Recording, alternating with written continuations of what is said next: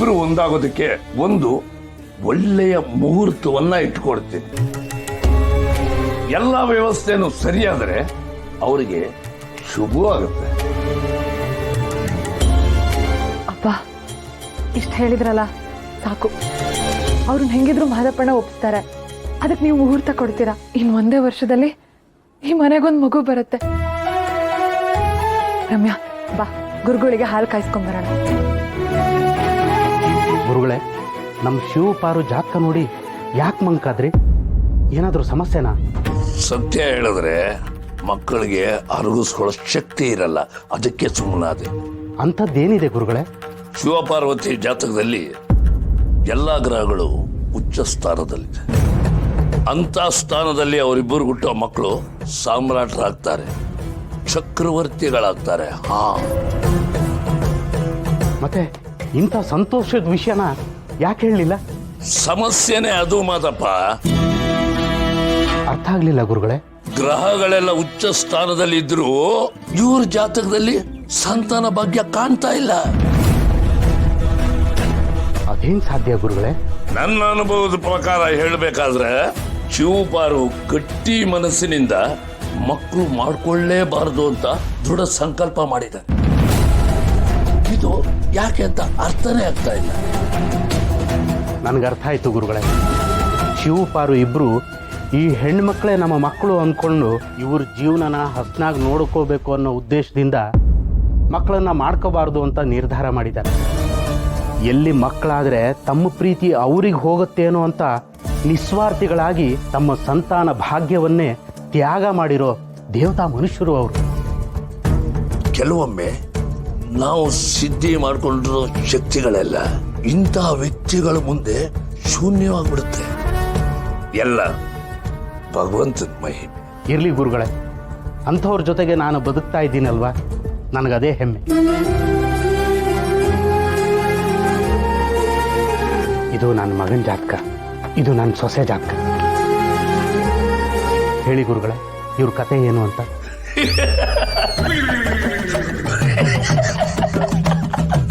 ಯಾಕೆ ಹೋಗ್ತಾ ಇದ್ದೀರಾ ಗುರುಗಳೇ? ಏನಿದೆ ಇದರಲ್ಲಿ? ಮಾತಪ್ಪ, ಇವರಿಬ್ರು ಒಂದಾಗಲೇಬೇಕು ಅಂತ ಭೂಮಿಗೆ ಬಂದಿರೋ ಜೋಡಿಗಳು. ಅವರ ಹೊಡೆದಾಟ, ಬಡಿದಾಟ, ಚೀರಾಟ, ಹಾರಾಟ ಇದೆಲ್ಲ ಅವ್ರ ಪ್ರೀತಿಯ ಬಗೆಗಳು.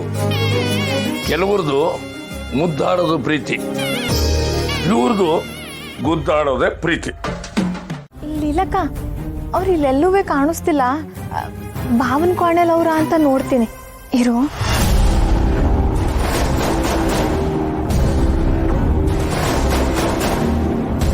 ತಮ್ಮಯ್ಯ ಸಾಕೇನಪ್ಪ?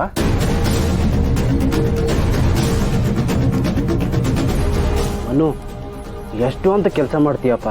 ನಿಂಗಿರೋ ವರ್ಕ್ ಪ್ರೆಷರ್ಗೆ ನಿನ್ನ ಜವಾಬ್ದಾರಿನ ನಾನು ತಗೋಣ ಅಂದರೆ ನಾನು ಪೆದ್ದ, ನಿನ್ನಷ್ಟು ಬುದ್ಧಿ ಇಲ್ಲ. ಹೊಸ್ತಾಗಿ ಮದುವೆ ಆಗಿದೆಯಾ, ನೀನು ಎಂಡ್ರ ಜೊತೆ ಆರಾಮಾಗಿ ಇರ್ಬೋದಲ್ವಾ? ನಂಗೆ ನಮ್ಸಕ್ಕೆ ಏಟೊಂದು ಸುಳ್ಳು ಹೇಳ್ತವ್ರಿ ಇವರೆಲ್ಲ. ನಂಗೆ ಇವ್ರ ಕೆಲಸ ಬೇಕಾಗಿಲ್ಲ, ಇವ್ರು ಇದ್ದೇ ಬೇಕಾಗಿಲ್ಲ.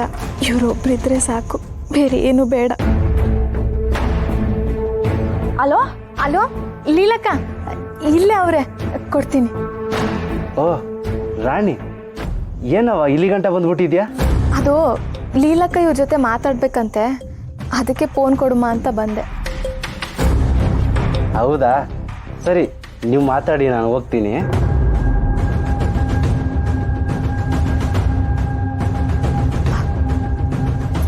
ಲೀಲಕ್ಕ ತಕೊಳ್ಳಿ. ಹಲೋ ಮನುಗೌಡ್ರೆ, ಸಂದಾಗಿದ್ದೀರಾ? ಚೆನ್ನಾಗಿದ್ದೀನಿ. ದೊರೆ, ನೀವ್ ಹೆಂಗಿದ್ದೀರ ಅಂತ ಕೇಳಿ. ನೀವು ಚೆನ್ನಾಗಿದ್ದೀರಾ? ಹ್ಞೂ ಚೆನ್ನಾಗಿದ್ದೀನಿ. ನಿಮ್ಮ ತವಸಿ ಮಾತಾಡ್ಬೇಕಿತ್ತು, ಅದಕ್ಕೆ ಫೋನ್ ಮಾಡಿದೆ. ಮಾತಾಡಿ. ಅದು ನಮ್ಮ ರಾಣಿ ತಾಯಿಲ್ದ ಕೂಸು, ಆದರೂ ತಾನೇ ಮನೆಯವ್ರನ್ನೆಲ್ಲ ತಾಯಿಯಂಗೆ ನೋಡ್ಕೊಂಡವಳೆ. ಈಗ ನಿಮ್ಮ ಮನೆಗೆ ಬೆಳಕಾಗಿ ಬಂದವಳೆ. ಅವಳು ಯಾವತ್ತು ಯಾರೊಬ್ರು ಇಂಥದೇ ಬೇಕು ಅಂತ ಕೇಳ್ದವಳಲ್ಲ ಬಾಯ್ಬಿಟ್ಟು. ಈಗ ನೀವು ಅವ್ಳ ಕೈ ಹಿಡ್ದಿದ್ದೀರಾ, ಅವಳ ಕಷ್ಟ ಸುಖ ಎಲ್ಲ ನೀವೇ ನೋಡ್ಕೋಬೇಕು. ಅವಳಿಗೆ ಏನು ಬೇಕು ಅನ್ನೋದನ್ನ ನೀವೇ ಕಂಡಿಟ್ಕೊಂಡ್ರೆ ಅವಳು ಇನ್ನೂ ಖುಷಿ ಪಡ್ತಾಳೆ. ನಾನು ನಿಮಗೆ ಚಿರಋಣಿ ಆಗಿರ್ತೀನಿ. ಅವಳು ಶಿವ ಮನೆ ಹುಡುಗಿನೇ ಆಗಿರ್ಬೋದು, ಆದರೆ ನಮ್ಮನೆ ಮಗಳಿದ್ದಂಗೆ. ನೆನ್ಪಿಟ್ಕೊಳ್ಳಿ. ಇಡ್ತೀನಿ. ಸರಿ.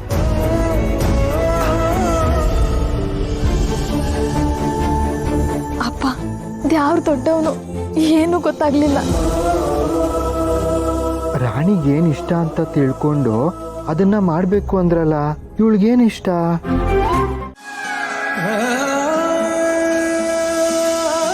ಏನ್ ಚಿಕ್ಕಪ್ಪ, ಏನ್ ಸಮಾಚಾರ?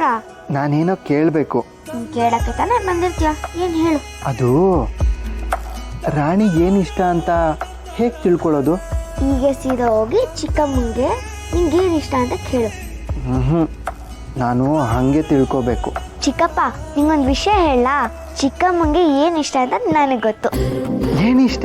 ಚಿಕ್ಕಮ್ಮಂಗೆ ಇಡೀ ವರ್ಲ್ಡ್ ಅಲ್ಲಿ ನೀನ್ ಮಾತ್ರ ಇಷ್ಟ. ನಾನಾ? ಹೆಂಗೆ ಹೇಳ್ತೀಯ? ಈಗ ನಿನ್ಗೆ ಚಿಕ್ಕಮ್ಮಂಗೆ ಮದ್ವೆ ಆಯ್ತಲ್ವಾ, ನೀನು ಮಾಸ್ತಿ ಕೊಪ್ಪಲು ಬಿಟ್ಟು, ಮನೆ ಬಿಟ್ಟು, ನಿನ್ ಕಡೆಯವ್ರನ್ನ ಬಿಟ್ಟು ಹೋಗ್ತೀಯಾ? ಇಲ್ಲ ತಾನೆ. ಆದ್ರೆ ಮಾರಿಗುಡ್ಡಿ ಬಿಟ್ಟು, ಅವ್ರ ಮನೆಯವ್ರನ್ನೆಲ್ಲ ಬಿಟ್ಟು ಇಲ್ಲಿಗೆ ಬಂದವ್ರು ಯಾರು ಹೇಳು? ರಾಣಿನೇ.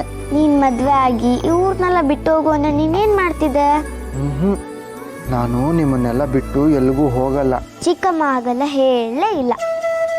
ಚಿಕ್ಕ ವಯಸ್ಸಿಂದ ಬೆಳೆದಿರೋ ಅವ್ರ ಮನೆ, ಅವ್ರ ಊರು, ಅವ್ರ ಮನೆಯವ್ರನ್ನೆಲ್ಲ ಬಿಟ್ಟು ನಿನ್ಗೋಸ್ಕರ ಬಂದಿದ್ದಾರೆ ಅಂದ್ರೆ ಅದಕ್ಕೇನ್ ಅರ್ಥ? ಏನರ್ಥ? ಚಿಕ್ಕಮ್ಮಂಗೆ ನೀನ್ ಇಷ್ಟ ಅಂತ ಅರ್ಥ, ಹೌದು ತಾನೆ? ಹೌದಲ್ಲ. ಇವಾಗ ಗೊತ್ತಾಯ್ತು ರಾಣಿಗೆ ಏನ್ ಬೇಕು ಅಂತ.